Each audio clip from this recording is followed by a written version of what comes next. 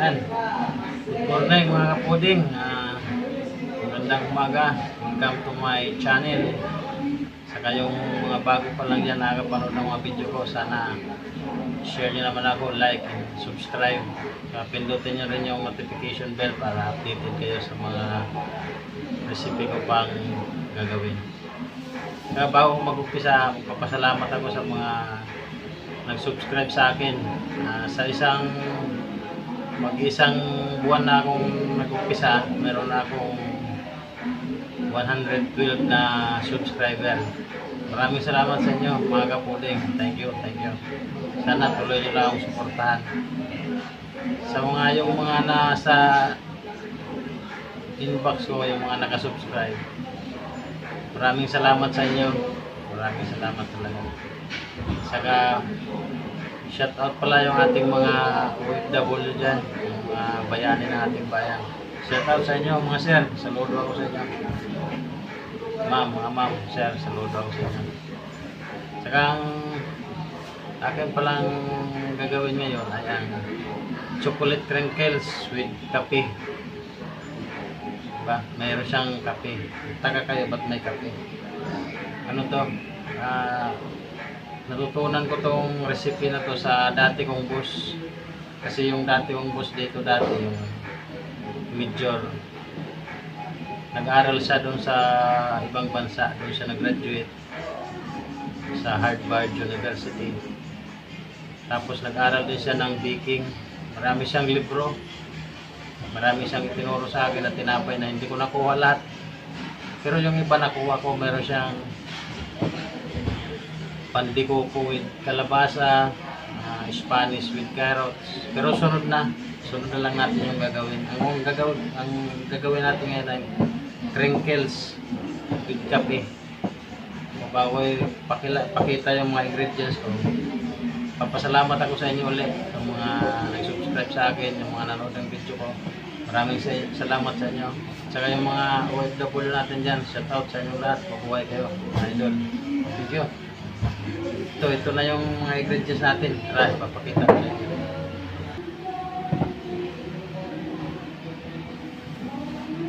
Ito yung mga ingredients natin sa ating crinkles with kape. Gagamit tayo ng third glass, 1 kilo. Ito. 1 kilo yan na third glass. Kahit anong klase ng third glass, basta third glass. So, mayroon din tayong 800 grams na wash sugar. Tapos gagamit din tayo ng lard, 150 grams. Yan. Mayroon din tayong asin, 10 grams. Tapos gagamit din tayo ng kukwa, 150 grams. Kahit anong klase ng kukwa. Tapos gagamit din tayo ng baking powder, 1 kutsara. Baking soda, kalahating kutsara. Siyempre, vanilla. Sa gamit din tayo ng food color, chocolate. Sa gamit tayo ng, ito na yung kape. Saka tubig, kalahating cup. Gagamit din tayo ng mantika, 1/4 cups. At gagamit din tayo ng itlog, 3. At siyempre, gagamit tayo ng powder sugar. Pero mamaya ko na ipapakita sa inyo yung powder sugar. So, umpisahan na natin to kung paano yung proseso sa paggawa. Tara.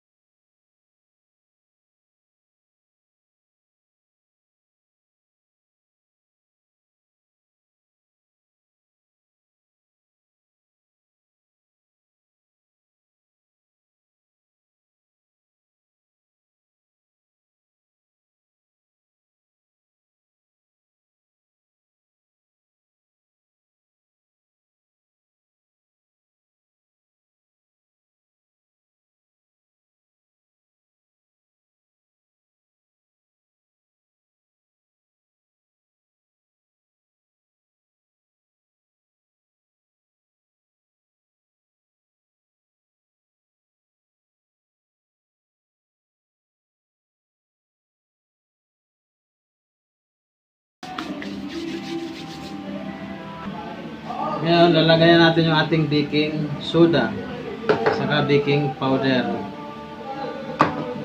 Kailangan natin gumamit nitong salaan kasi minsan nagbubuo-buo yung baking powder at saka baking soda. Mapait kasi yun pag hindi siya nadurog.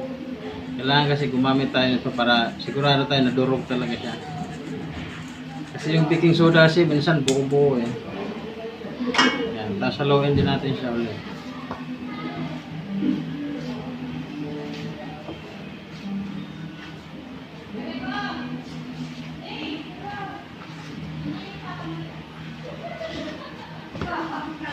Make sure lang na nahalo na talaga siya lahat.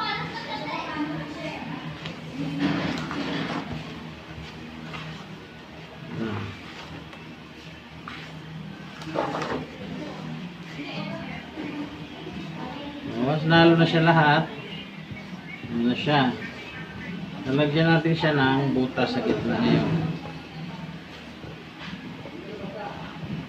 Ayan.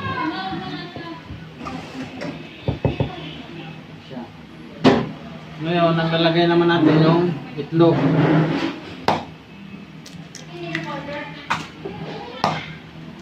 Ayan. Tatlo. Tapos, lagay natin din yung vanilya. Tapos, lagay natin yung ating mantika. Ayan. Tapos, ang tubig, huwag lang munang ubusin. Yan, ganun lang muna karami. Tapos lagay na natin yung ating food color. Tapos ilagay na natin ang ating kape. Kailangan natin tunawin ang ating kape.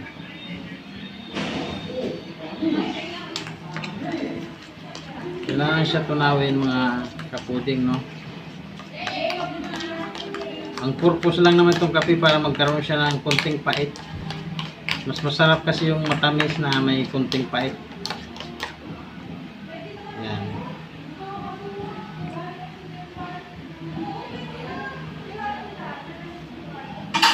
So ayan na siya. Lagay natin pati yung asin.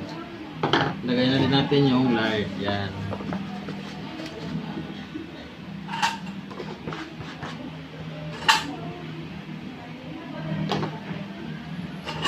Siya mga kapuding, no. Ngayon mamasahin na natin siya sabay-sabay. Sige, balikan ko kayo pag ito na pala mga kapuding. Ang paghalo pala nito kailangan pag ganon lang siya, oh. Huwag nyo munang iganon, didit kasi kukunat siya. Ganon lang, alalay lang siya, ganon, oh. Dandahan lang, yung parang ginaganon mo lang siya, oh. Ganon lang, oh. Yan. Parang ginaganon mo lang siya, ganon lang yung daliri mo, pag ganon lang siya. Yan. Ganon lang. Yan, ganon lang siya. Hanggang maano mo naman yung kung okay na siya. Yan, ganoon lang. Pag sa tingin mo matigas pa, pwede ka mag-add ng konti-konting tubig. Ganoon lang. Sige, balikan ko kayo maya po.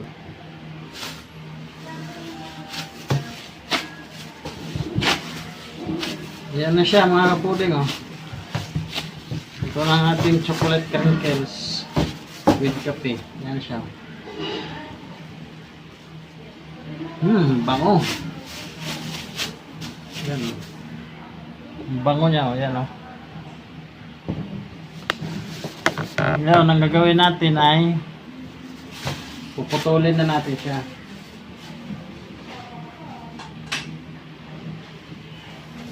Putulin na natin siya. Yan. Ganun lang siya, oh.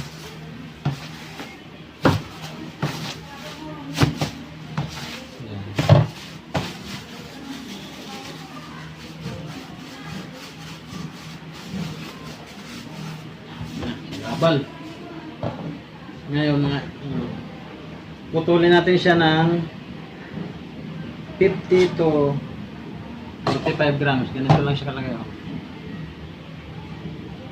Yan, 45 siya. Ganun lang siya kalaki. Ibenta siya ng 5 piso. Ibalikan ko kayo pag natapos na.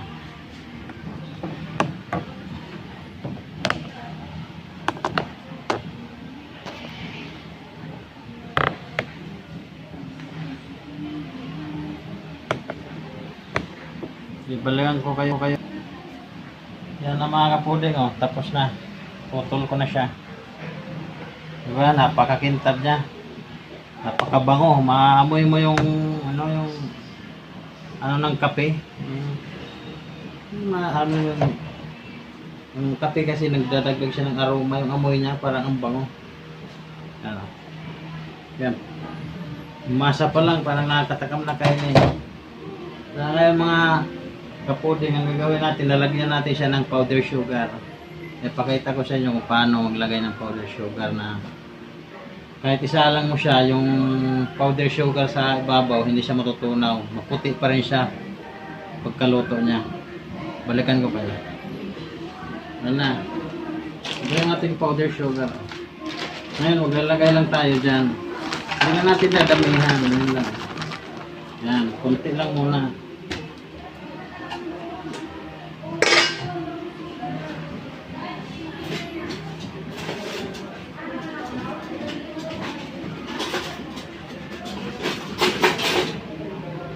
Ito yung powder sugar natin. Konti lang muna lalagay natin.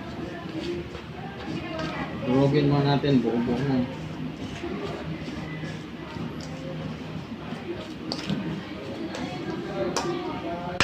Yan, lagay natin dyan.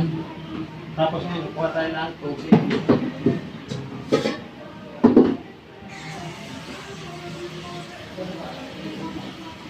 Ganito yun.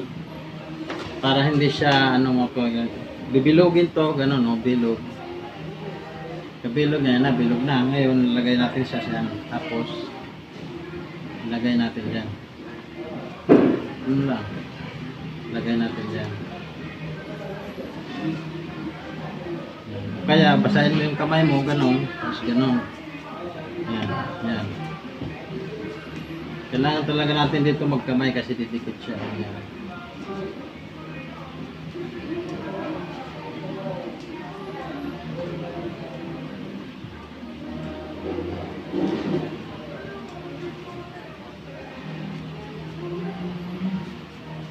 Yan. Ayan, nakalagay na tayo, di ba? Ngayon, gagayon na lang natin.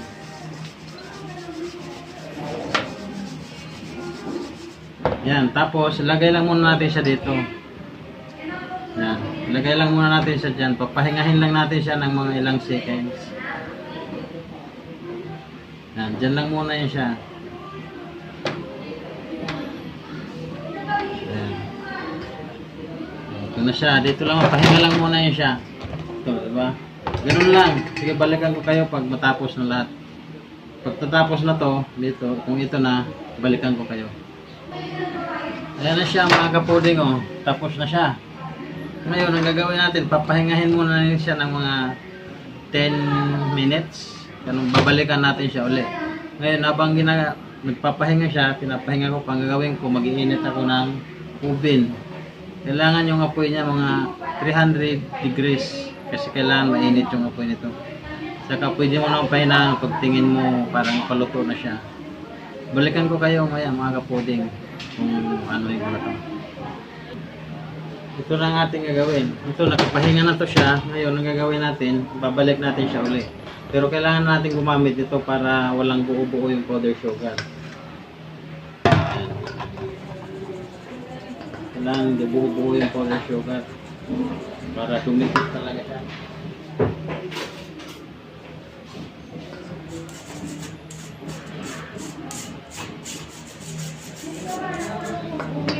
Maglagay pa tayo ulit. Yan, buo-buo na kasi siya eh. Kasi kung hindi natin gamit nito, hindi siya didikit mabuti kasi buo-buo eh.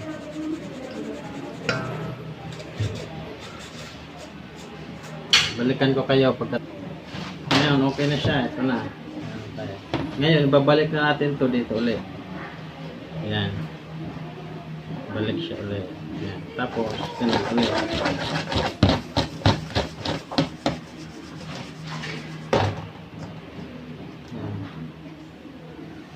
Ayan na siya.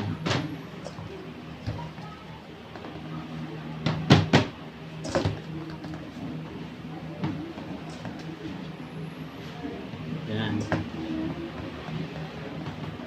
Ayan na siya mga pwede sa natin. Ganun lang din, balik lang din to dito. Pero pagkatapos ito, kailangan masalang na agad siya. Ayan, balikan ko kayo pagtapos na. Ayan na, mga kapuding. Nakagawa tayo ng 80 pieces na ganito. Sa 1 kilo na third class. Yung puhunan natin ito nasa lang naman, nasa 100 plus lang. Kasi yung third class, 30 lang ang kilo nun eh. Tapos yung asukal, nasa lang yun, nasa 30 plus. 60. Wala na ba, yung lang, charge na lang yan. Maliit-liit lang yun. At saka yung powder sugar, konti lang din nagamit natin. Kaya bibibenta ko to ng 5. Pero depende lang sa inyo kung paano nyo costing to. Basta 100 plus lang to siya. Yung puhunan nito. Ngayon sa 84 times 5. Ewan ko magkano yun. Basta yun na yun. Kasi yung mga kapuding, isasalang na natin to. Balikan ko yung mga after 10 minutes. Ipakita ko sa iyo sa oven. After 10 minutes, papakita ko sa inyo kung ano na nangyari sa ating crinkles. Pero hindi nyo pwede lang sa oven kasi nakafix yung camera eh. Papakita ko lang sa inyo. Dadali.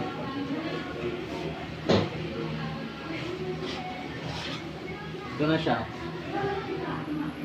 After 10 minutes. Pero hindi pa yan luto. Hilaw pa yan. Lutuin pa siya natin ng konti. Ayan na. Luto na ang ating crinkles. Dikapi. Ayan, luto na siya. Yung iba. Ang sekreto pala sa crinkles para para hindi siya dry. Kailangan hanguin mo siya ng medyo malambot pa yan, malambot mo siya. Kasi pag hinango mo siya ng matigas na to siya, magiging dry na siya. Kaya matigas yung crinkles mo, tapos magiging dry yung gitna niya. Ito hindi to siya dry, malambot yung gitna niya. Habang palamig to siya, ang mangyayari dito sa kanya, magiging moist yung gitna niya. Kaya kahit malamig na, malambot pa rin siya. Yung pag kinain mo yung basa yung gitna niya, moist. Yun ang sekreto sa crinkles para hindi siya titigas. Yan na siya. Ito na yun ito. Okay, hanggang dito na lang. Sana meron kayong natutunan dito sa binahagi ko sa inyo mga recipe.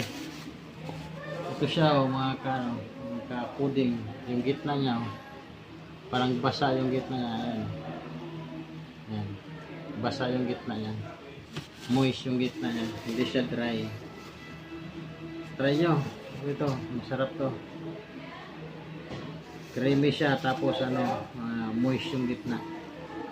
Okay, hanggang dito na lang. Maraming salamat sa inyo. Yung mga baguhan dyan, sana subscribe nyo naman ako. Like na rin, share.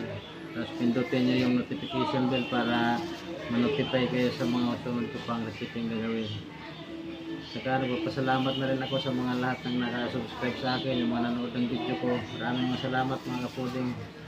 Kaya yung ating OFW dyan, mabuhay kayo, mga sir, ma'am.